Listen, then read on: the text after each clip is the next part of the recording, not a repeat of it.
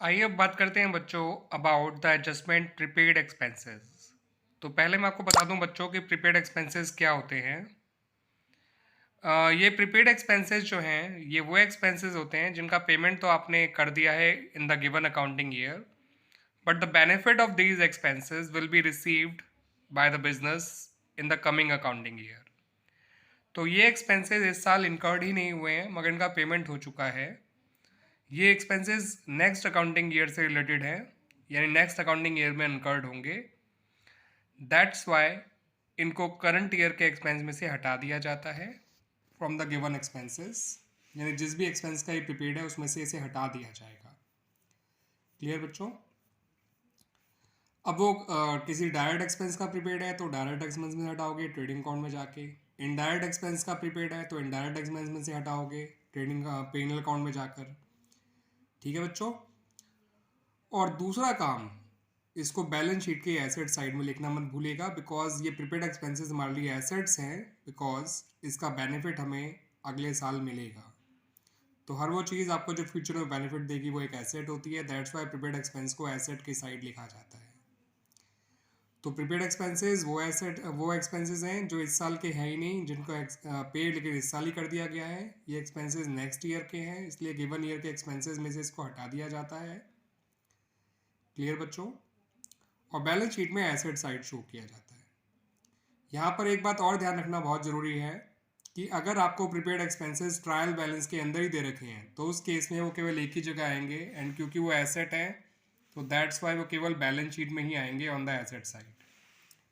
केवल asset side के अंदर ही उनको शो किया जाएगा इन द बैलेंस शीट, अगर वो ट्रायल बैलेंस के अंदर दे रखे होते हैं। प्रीपेड एक्सपेंसेस को अनएक्सपायर्ड एक्सपेंसेस भी बोलते हैं। ठीक है बच्चों? तो प्रीपेड एक्सपेंसेस को अनएक्सपायर्ड एक्सपेंसेस भी बोलते हैं, ध्यान रखिएगा इस बात को, इसका ये नाम भी दे रखा होता है। आइए बच्चों एक और एडजस्टमेंट डिस्कस कर लेते हैं जिसका नाम है accrued income. Accrued income that is income which is earn but not received yet. तो एक्रूड इनकम एक ऐसी इनकम है जो आपने अर्न तो कर ली है मगर रिसीव नहीं हुई है। ठीक है बच्चों? तो ये हमारे लिए एक एसेट की तरह होती है क्योंकि इन फ्यूचर हमें इसके बदले में कैश मिलेगा, और हर वो चीज़ जो फ्यूचर में कैश दो एक एसेट होती है। अब ट्रेडिंग अकाउंट में तो एक ही इनकम आती है जिसे हम सेल्स कहते हैं, और हम क्रेडिट सेल और कैश सेल दोनों ही उसमें काउंट कर चुके होते हैं। ठीक है बच्चों? तो फिलहाल अक्रूड इनकम ट्रेडिंग अकाउंट में तो आया ही नहीं करती है, क्योंकि ये अक्रूड इनकम उस इनकम से रिलेटेड ही नहीं होती है जो ट्रेडिंग अकाउंट वाली इनकम होती है, क्योंकि हम क्रेडिट सेल को तो वैसे भी अलग से अकाउंट करते हैं। क्लियर बच्चों? तो अक्रूड इनकम वो इनकम है जो अभी अर्न ही नहीं हुई है, दैट्स वाई इसकी तो रिकॉर्डिंग ही नहीं करी गई है, लेकिन है तो वो करंट ईयर की ही, क्योंकि करंट ईयर में ही आपने गिवन अकाउंटिंग ईयर में ही आपने इसे अर्न किया है, तो इसे अकाउंट करना ज़रूरी होता है, रिकॉर्ड करना ज़रूरी होता है।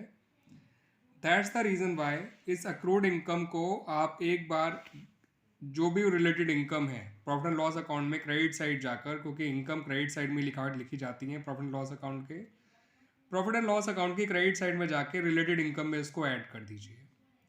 ये तो हो गया इसका पहला ट्रीटमेंट। रही बात दूसरे ट्रीटमेंट की, तो बैलेंस शीट में इसको एसेट साइड लिखना मत भूलिएगा, बिकॉज मैंने अभी आपको बता ही दिया था कि आपके लिए एसेट की तरह होता है, तो show it on the asset side of the balance sheet. Clear बच्चों? ये हो गया इसका ट्रीटमेंट जब ये एडजस्टमेंट के तौर पे ट्रायल बैलेंस के बाहर दे रखी होगी। लेकिन अगर ये ट्रायल बैलेंस के अंदर ही दे रखी है तो ये भी केवल एक ही जगह आएगी, और वो है क्योंकि एसेट है इसलिए फिर इसको बैलेंस शीट में एसेट साइड ही शो किया जाएगा। ठीक है? प्रॉफिट एंड लॉस अकाउंट में उस केस में नहीं आएगी। तो अक्रूड इनकम का ट्रीटमेंट ये होता है कि आप इसे प्रॉफिट एंड लॉस अकाउंट में क्रेडिट साइड शो करा करते हैं और बैलेंस शीट में एसेट साइड शो करा करते हैं, तब जब ये एडजस्टमेंट के तौर पे दे रखी होती है आउटसाइड द ट्रायल बैलेंस। लेकिन अगर ये inside the trial balance given है तब ये केवल बैलेंस शीट में ही आएगी, एसेट साइड आएगी, ध्यान रखिएगा। अक्रूड इनकम को हम बोलते हैं income which is earn but not received yet, इसको अर्न इनकम भी कहा जाता है। आउटस्टैंडिंग इनकम भी कभी कभार कह दिया जाता है, ध्यान रखिएगा। क्लियर बच्चों? तो आपने ये दो एडजस्टमेंट सीखी हैं, एक तो अक्रूड इनकम की और दूसरा प्रीपेड एक्सपेंसेस की। तो इन दोनों एडजस्टमेंट को इस वीडियो में रखते हैं, प्रीपेड एक्सपेंसेस को और as well as accrued income को, और यहीं पे इस वीडियो को बच्चों ख़त्म करते हैं। ठीक है बच्चों? थैंक यू बच्चों।